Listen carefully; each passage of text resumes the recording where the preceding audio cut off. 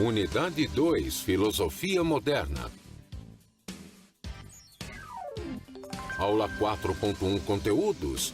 A crítica à modernidade. Crise das grandes narrativas históricas. Habilidade. Fazer a relação entre a passagem do pensamento moderno para o que chamamos de pós-modernidade. A ciência, ela vai, então, traçar métodos para que você possa, então, fazer uma pesquisa, fazer uma análise, né, das coisas. E assim buscar o resultado final. Sem olhar para a religião, né? Houve a ruptura, né? Religião para um lado e ciência para o outro, nesse momento aí. E o que nós vamos, então, refletir no nosso desafio do dia? Vamos ver.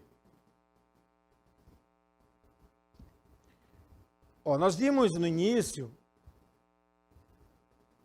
nós vimos que o conhecimento, né, a questão do conhecimento, nós vimos que o conhecimento, ele tem que ter uma pessoa, um sujeito, né, que pensa, que vê as coisas, e o objeto, né?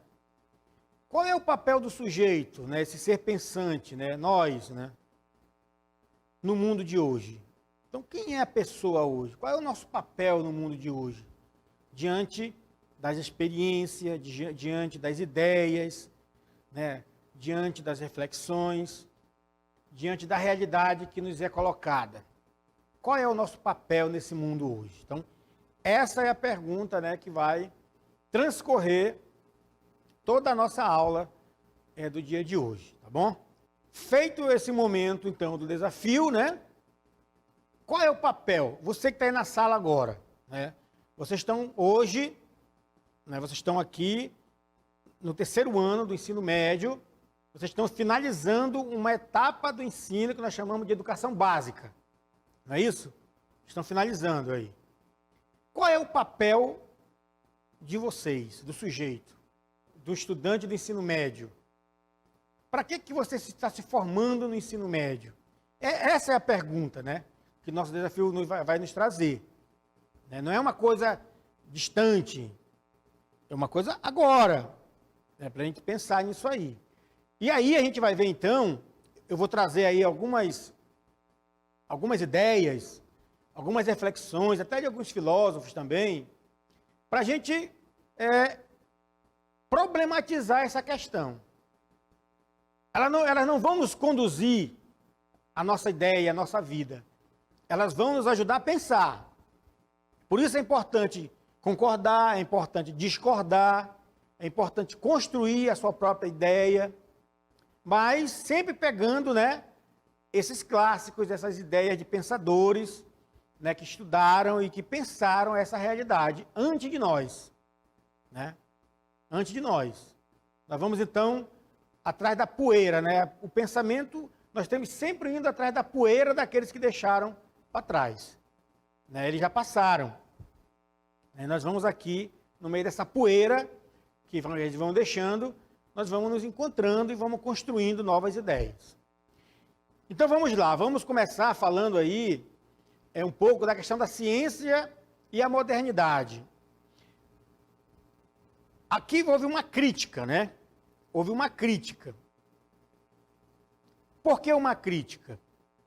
Porque a ciência, ela se colocou como a senhora, a rainha absoluta do conhecimento. A ciência, ela prometeu tudo, né?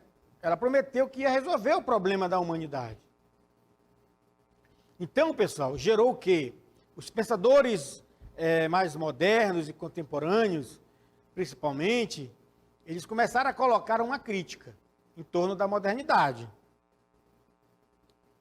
Quando acabou um pouco essa questão do iluminismo, né? Já depois, aí no século XIX, também, veio as revoluções, né, industrial e tal, Revolução Francesa. Então, houve toda uma crítica na modernidade. E nós somos contemporâneos, né, hoje, de uma mudança de época. Né, de uma mudança de época. Então, a mudança de época, é diferente de uma época de mudança. A época de mudança é uma época que vai acontecendo coisas que vão sendo modificadas, né? Agora, uma mudança de época não, muda tudo. Muda tudo. Assim como no teocentrismo, mudou tudo em relação ao cosmocentrismo.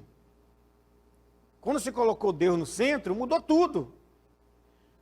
Na modernidade, entra o antropocentrismo, o homem fica no centro, mudou tudo de novo. E nós estamos vivendo agora, né, segundo alguns pensadores, né, alguns filósofos e também sociólogos que estão trabalhando em cima dessa ideia, se constatou que nós estamos vivendo, então, essa mudança de época. Está mudando tudo de novo. Está mudando tudo. Só tem um detalhe. O sujeito continua. Se você pegar o homem da caverna lá, e você pegar o homem hoje, nós aqui, desse momento, nós estamos falando de pessoas, seres humanos. E ele continua. Né? Ele continua no mundo. Ele continua sendo atingido por essas mudanças, né? De uma maneira ou de outra. Então, nós somos contemporâneos dessa mudança de época. Né? Dessa mudança de época. E aí, então, tem esse quadro, né, que vai nos colocar aí, ó, a questão, por exemplo, do ter e a questão do ser. Né? O que vale mais hoje? É o que você é ou o que você tem? Né? É o que eu ganho ou o que nós ganhamos?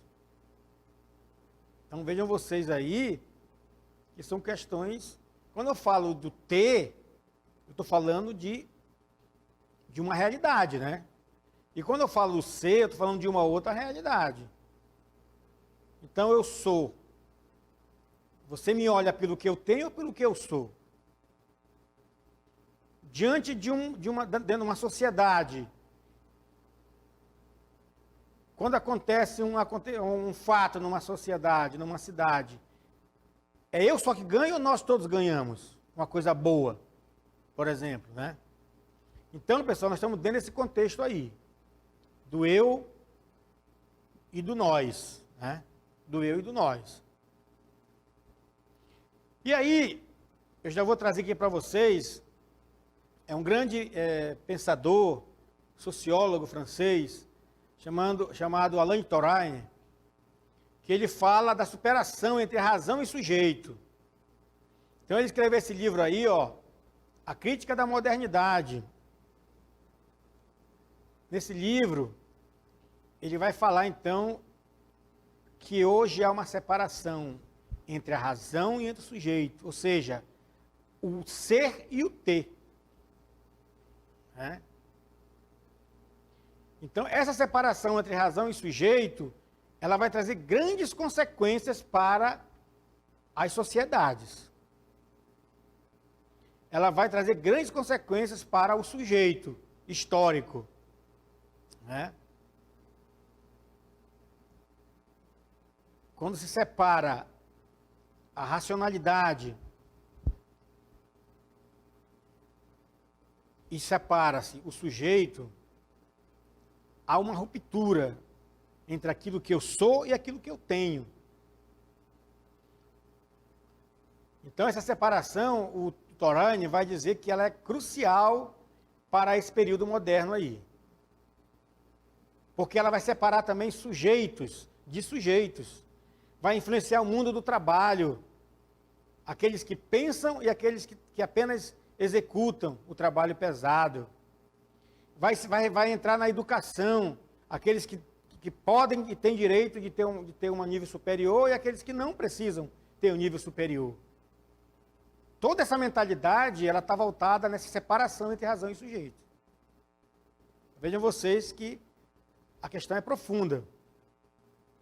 E quem é o sujeito que se apresenta na modernidade? Aí você vai ver agora. É o sujeito histórico. Você vai ver agora no outro quadro que a modernidade apresentou o sujeito histórico.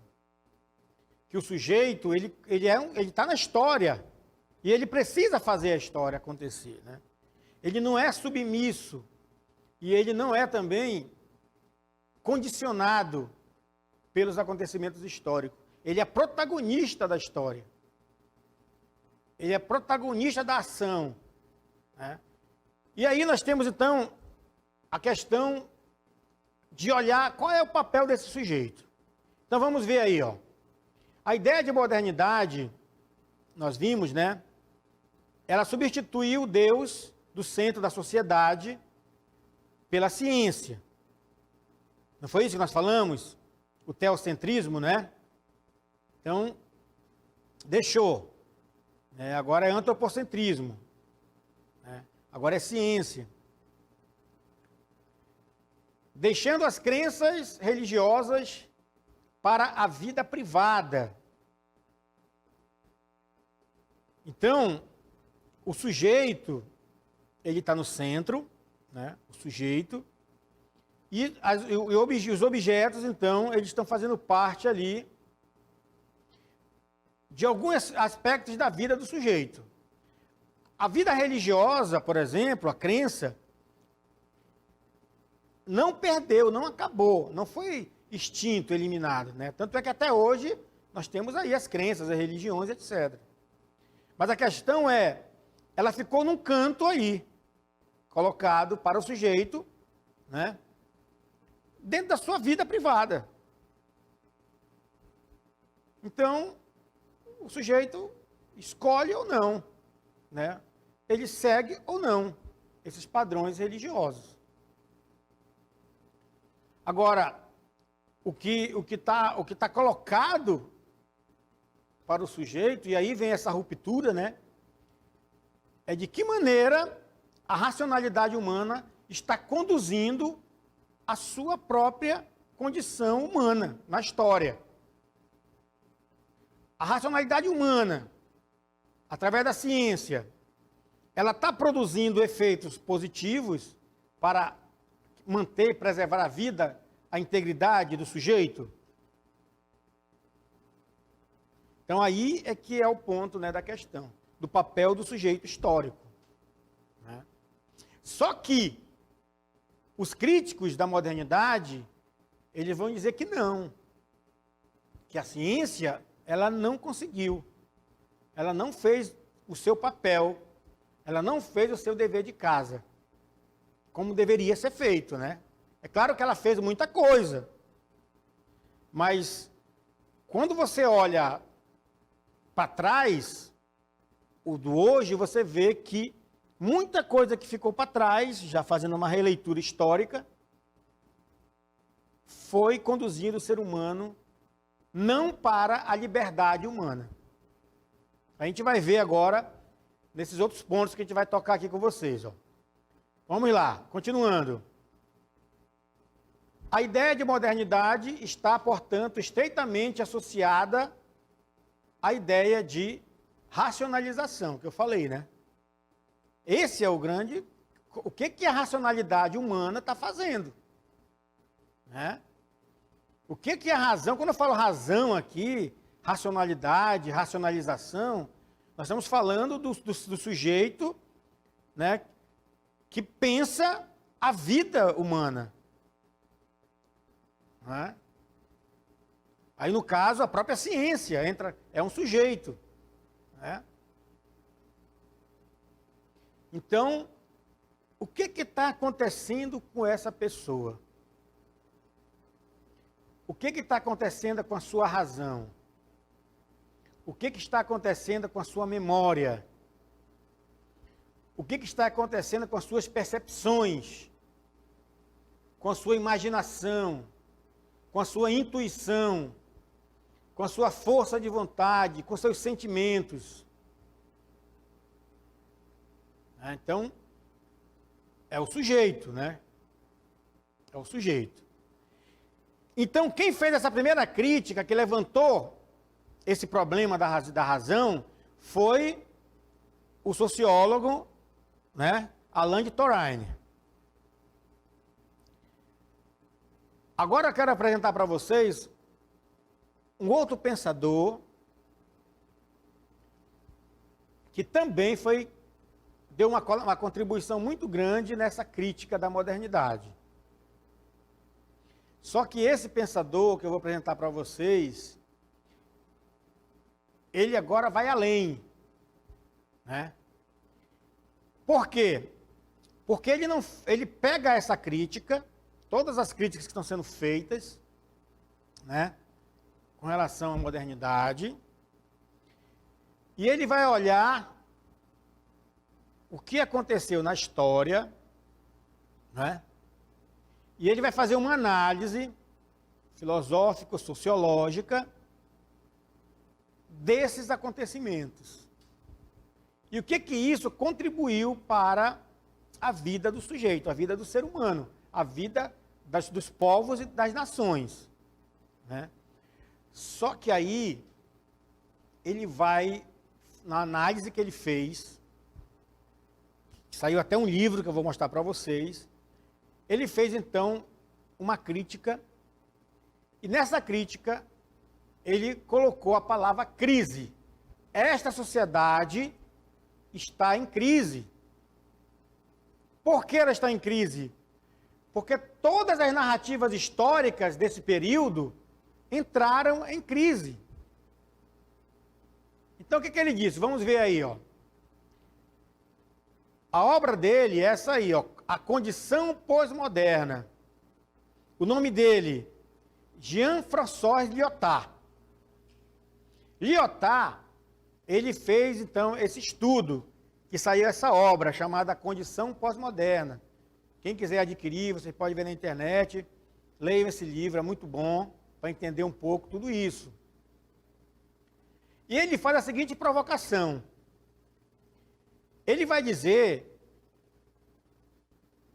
dentro do conhecimento, dentro da ciência, que essa ideia de verdade, essa ideia da certeza, que foi construída pelos pensadores modernos, essa ideia morreu, faliu, perdeu o sentido. É isso que ele vai dizer. E mais, ele vai dizer que todas as verdades postas até aqui não passam de hipóteses. Pessoal, agora eu vou dizer uma coisa para vocês. Quero que vocês prestem bastante atenção.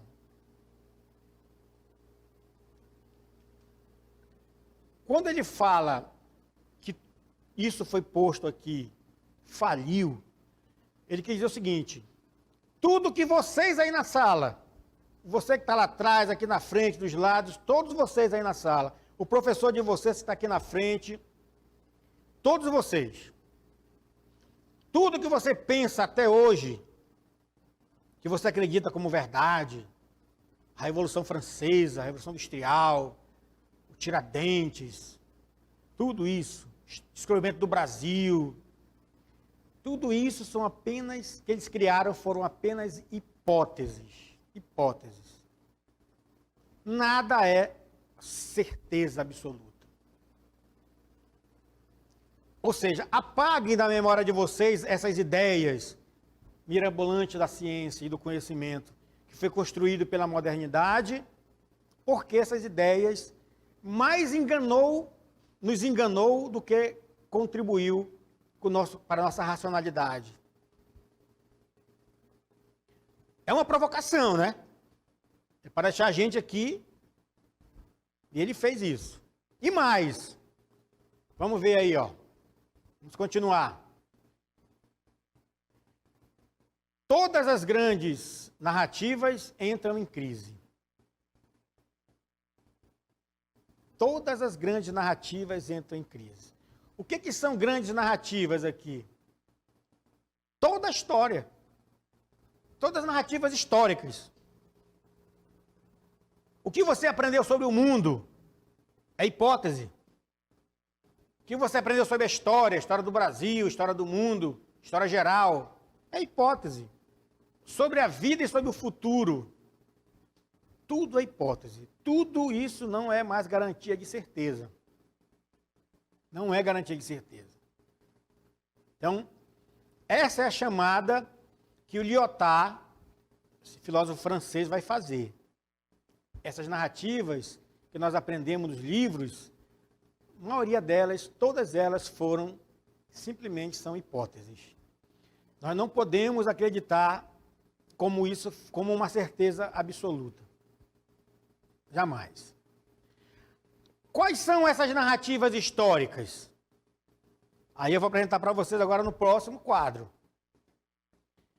Todas as revoluções, pessoal. Revolução inglesa, Revolução russa, Revolução francesa, Revolução industrial, são hipóteses. O iluminismo, com o sonho de uma sociedade racional, hipóteses, não salvou o homem do abismo no qual ele se encontra hoje. Até mesmo o cristianismo, ele vai dizer que também está em crise. E todas as religiões em geral estão em crise. Olha, vocês estão tendo uma aula agora filosófica mesmo, para pensar. Não é?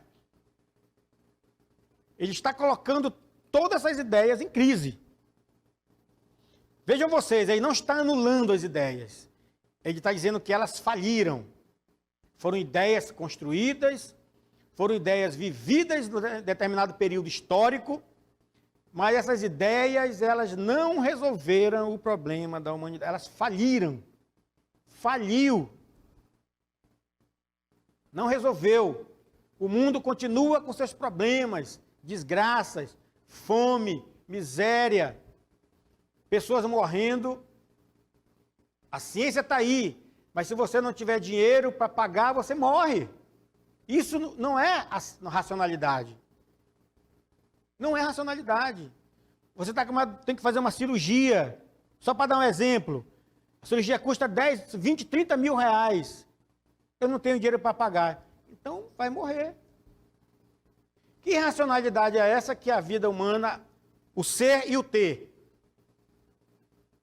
Que racionalidade é essa? Que racionalidade é essa que uns têm direito, outros não têm? Não é? Que racionalidade é essa onde crianças morrem de fome e tem animais que são tratados como crianças e vivem, né? Que racionalidade é essa? Então, pessoal, é toda essa crise que ele vai colocar. Ele vai dizer que a modernidade criou essa crise. Porque ela colocou na razão a resposta para todos os problemas. E a razão, a racionalidade com a ciência, ela não está fazendo isso. Ela está contribuindo? Está. Mas,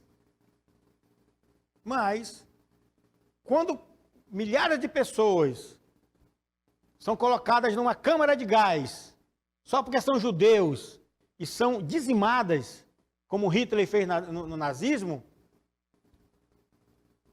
por causa da racionalidade, porque eles queriam um povo puro, uma raça pura, que explicação humanitária tem para isso? Então, tudo é colocado em crise. Aí traz o cristianismo, dentro das igrejas, os conflitos, né? A manipulação, né? A ganância, muitas vezes. Cristo fala do amor, Cristo fala da paz, amai-vos uns aos outros, e as igrejas estão se matando, cristãos estão se degladiando. Crise. Então o Lyotard vai colocar tudo isso dentro de uma ideia e dizer, olha, está em crise. Esse modelo está em crise. E aí nós temos também a crise de dois pontos importantes. Vamos ver. As utopias e as ideias de certeza. Tudo isso que eu falei resume-se nisso, né? Crise das utopias. O que eu estou sonhando hoje? O que eu tenho que lutar? Por quê? Está em crise. Até sonhar, né? Que são as utopias. O sonho possível, né? Utopia não é um sonho simplesmente, né, um mito, não. Utopia é um sonho que é possível. E a crise das certezas. O que eu tenho certeza hoje? O que será que é real? Em que acreditar? Na televisão? Numa notícia? O que é verdade?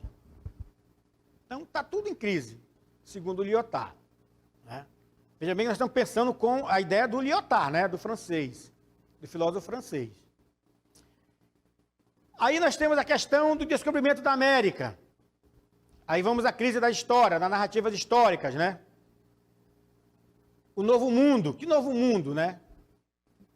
Milhares de índios foram assassinados. 70 milhões de índios mortos só no México. 70 milhões de índios mortos. E se descobre que a Europa não é o centro do planeta. Que não existe só novo e velho mundo. Sempre existiu. Os indígenas sempre, há milhares de anos, comem jaraqui aqui na Amazônia. Então, a Europa não é mais o centro do planeta. Eles vêm para cá e 70 milhões de índios são mortos só no México. Só no México. Sem contar, né, aqui para o lado da Amazonas, da Amazônia, né? Quantos e quantos indígenas não morreram quando houve a chegada dos europeus aqui? Né? Quantos não morreram? O nome de quê?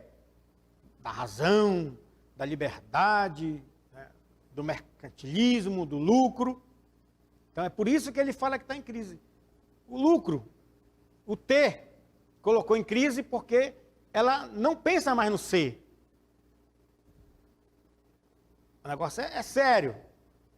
Outra coisa, vamos lá, para finalizar aqui. As crises das narrativas, das grandes narrativas históricas. Ou seja, resumindo tudo, pessoal, o que o Lyotard e o Toraine também vai dizer? Que a modernidade fracassou. A ciência não conseguiu resolver o problema da convivência humana. Essa foto mostra tudo, né?